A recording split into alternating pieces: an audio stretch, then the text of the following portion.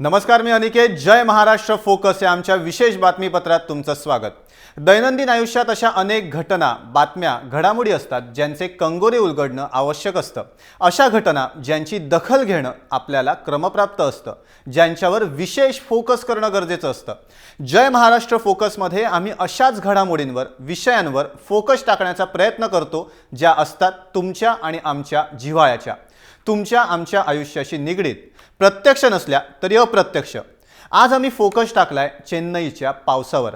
तामिळनाडूमध्ये विशेषतः चेन्नई भागात होत असलेल्या मुसळधार पावसानं आत्तापर्यंत 100 वर्षातले सगळे विक्रम मोडलेत. बुधवारपासून पावसाचा जोर जो आहे तो थोडासा ओसरलाय, मात्र आगामी 4 दिवस अतिवृष्टीचा इशारा देण्यात आलाय. या पावसामुळे मुंबईत 10 वर्षांपूर्वी झालेल्या मुसळधार पावसाच्या आठवणी ताज्या झाल्या. चेन्नईमध्ये पावसामुळे आत्तापर्यंत 15,000 कोटी रुपयांचं नुकसान झालंय. चेन्नई शहराची अवस्था या पावसामुळे समुद्रातल्या एखाद्या दुर्गम बेटासारखी झाली आहे.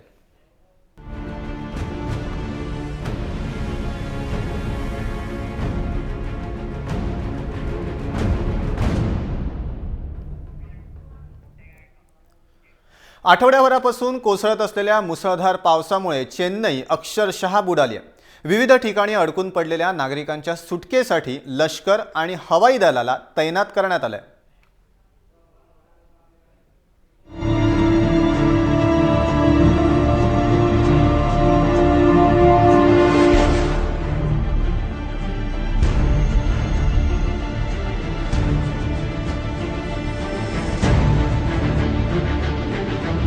चेन्नईत सोमवारी रात्रीपासून पडत असलेल्या मुसळधार पावसामुळे शहराच्या वेगवेगळ्या भागात पाणी साचलंय. इथलं जनजीवन पूर्णपणे विस्कळीत झालंय. या आसुरी पावसानं चेन्नईतल्या गेल्या 100 वर्षातल्या पर्जन्यवृष्टीचा विक्रम मोडीत काढलाय. एकाच दिवसात महिन्याच्या सरासरी इतका पाऊस पडला आणि अख्खच्या अख्खं चेन्नई शहर पाण्याखाली गेलं.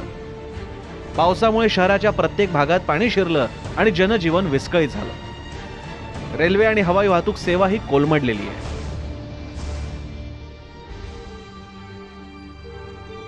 पावसामुळे आतापर्यंत 3ही राज्यातील मिळून सुमारे 200 जणांचा बळी गेलाय. त्यात सर्वाधिक सुमारे 150 बळी तामिळनाडूतले आहेत.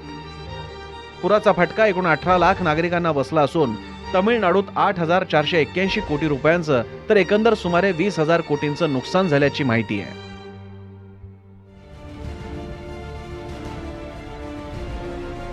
चेन्नईतले पाणीसाठे आणि तलाव भरल्यामुळे त्यातील पाणी सोडलं जात आहे.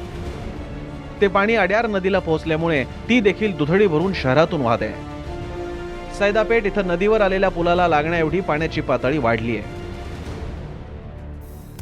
तमिळनाडूसह दक्षिण भारतातल्या राज्यांना प्रामुख्यानं नैऋत्य मान्सूनपेक्षा ईशान्य मान्सूनमुळे मिळणारा पाऊस जास्त असतो. तमिळनाडूतील एकूण पावसापैकी 50 ते 60% पाऊस ईशान्य मान्सूनमुळे पडतो. जून ते सप्टेंबर या कालावधीत नैऋत्य मान्सून तर ऑक्टोबर ते डिसेंबर या कालावधीत ईशान्य मान्सूनचा कालावधी असतो. बंगालच्या उपसागरावर निर्माण झालेला कमी दाबाचा पट्टा हे या मुसळधार पावसामागचं कारण आहे.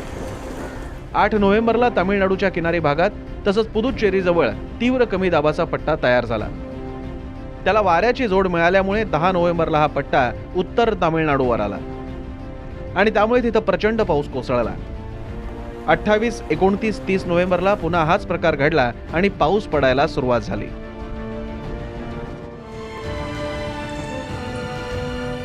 कमी दाबाच्या पट्ट्यामुळे आणखी 4 दिवस पाऊस पडेल असा अंदाज हवामान विभागानं वर्तवला आहे. तसंच येत्या 72 तासात हा पाऊस दक्षिण तामिळनाडू आणि केरळकडे सरकेल असाही अंदाज आहे.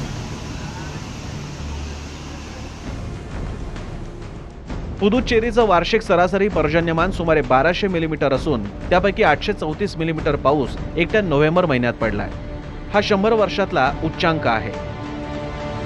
तमिळनाडूचं वार्षिक सरासरी पर्जन्यमान 950 ते 1000 मिलीमीटर एवढं आहे. बुधवारी सकाळी 8:30 वाजता संपलेल्या 24 तासात चेन्नईत 294.1 मिलीमीटर पावसाची नोंद झाली. तांबाराम आणि चेंबराबक्कम या उपनगरांमध्ये 24 तासात अनुक्रमे 490 आणि 470 मिलीमीटर पाऊस कोसळला.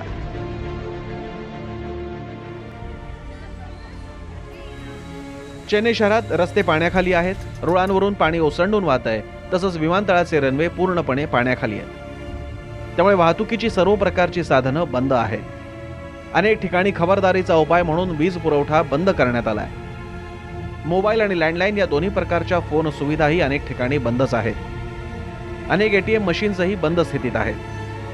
शाळा कॉलेजांसह कार्यालयांनाही सुट्टी देण्यात आली आहे. विशेष म्हणजे IT कंपन्यांनी आपल्या कर्मचाऱ्यांना शक्य असल्यास वर्क फ्रॉम होमची सवलत दिली आहे. पावसाचा सर्वात जास्त कहर चेन्नई शहरात झालाय. बचाव आणि मदत कार्यासाठी पोलीस, अग्निशमन दल, लष्कर, नौदल आणि तटरक्षक दलाचे जवान तसंच राष्ट्रीय आपत्ती निवारण दलाच्या 10 तुकड्या चेन्नईत कार्यरत आहेत. लागतील तेवढे जवान मदत कार्यासाठी पाठवले जातील असं संरक्षण मंत्री मनोहर पर्रीकर यांनी जाहीर केलंय.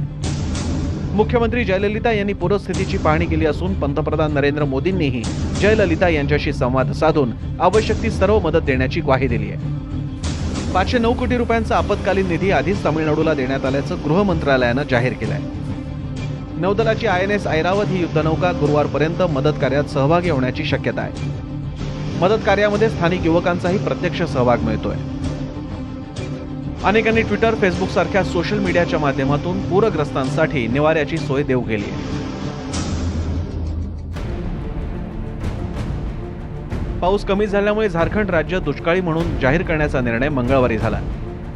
त्याच्या दुसऱ्याच दिवशी तामिळनाडूतली पूरस्थिती हाताबाहेर गेल्यामुळे लष्करी जवान आणि नौसैनिकांना पाचारण करण्यात आलं. तामिळनाडूसह पुदुच्चेरी हा केंद्रशासित प्रदेश आणि काही प्रमाणात आंध्र प्रदेशला मुसळधार पावसानं झोडपून काढलंय. मात्र चेन्नईतल्या या हाहाकारी पावसानं वातावरणातले बदल आणि त्याचे दुष्परिणाम हा मुद्दा मात्र पुन्हा ऐरणीवर आलाय. ब्युरो रिपोर्ट, जय महाराष्ट्र.